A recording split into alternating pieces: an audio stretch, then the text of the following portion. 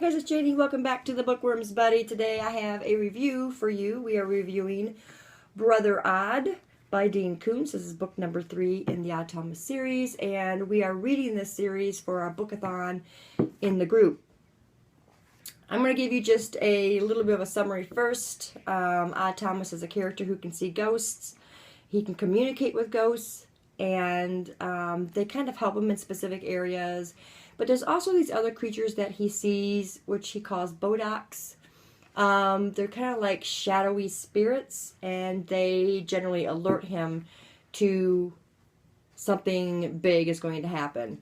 When he sees a few of them, that's when he's first alerted, and then when he starts seeing them multiply, then he knows that imminent danger is at hand. So, in this story, he goes to St. Bartholomew's Abbey, I think it was called, and it's kind of a convent monastery kind of thing with a children's hospital in it, or it's all wrapped up together. And he goes here actually just to get a fresh start. And he starts seeing the Bodaks, and it goes from there. One of the things that I really liked about this was the fact that Dean Koontz uses these nuns and uses these monks as our heroes pretty much in the story. And I really like that. I really kind of connected to them, and I really enjoyed them and their lifestyle and how they kind of always keep things together. And they were actually more prone to believe Odd when he would tell them about what he can see and something's going to happen. And he thought pretty much it was going to surround the kids that were in the hospital, and the nuns and the monks come forward and become our heroes, and I really enjoyed that. Something else that I really enjoyed is Dean Koontz's portrayal of Odd Thomas. He's very humorous, and he's very caring, and I love his understanding nature. It's almost like he can just see into the minds of the people he wants to help, and he knows what's bothering them. He can figure it out. And I really like that. He's somebody that you would really like to have on your side. He's an all-around good guy, and he's not afraid to open himself up and become a friend and help where he can help. Something else I like, not specifically about the story, but about Dean Koontz, is his poetic writing style. I always find myself pondering things that he writes in here.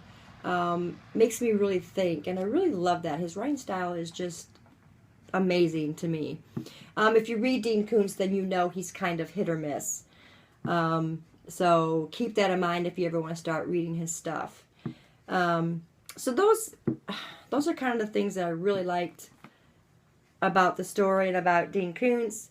As far as the story goes, I really didn't like anything else besides those few points that I brought up. I found the story fell flat. I did go into it with high expectations because I liked the first 2, but the story just lacked depth. There was not a whole lot of excitement. There was a huge build-up because you know, oh, something's going to happen, and it's built up, and it's built up, and then it was just really anticlimactic when I finished the book. It wasn't executed well, let's just say that.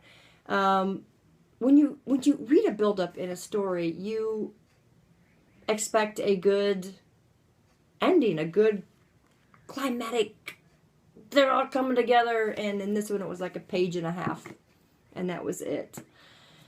And I don't know, we'll give it 2 pages, but I was just uber disappointed. And I guess, you know, part of that could be me being coming into it with such high expectations. You didn't know a whole lot about the monks and the monastery and the nuns and the convent. You didn't get to really get in there, and it wasn't something you could really visualize.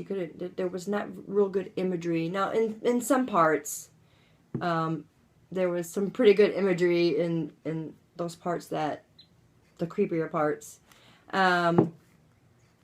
But it just fell flat for me. I gave it a 2-star rating, and I gave it a 2-star rating because of Odd Thomas, pretty much, and the poeticness of the story.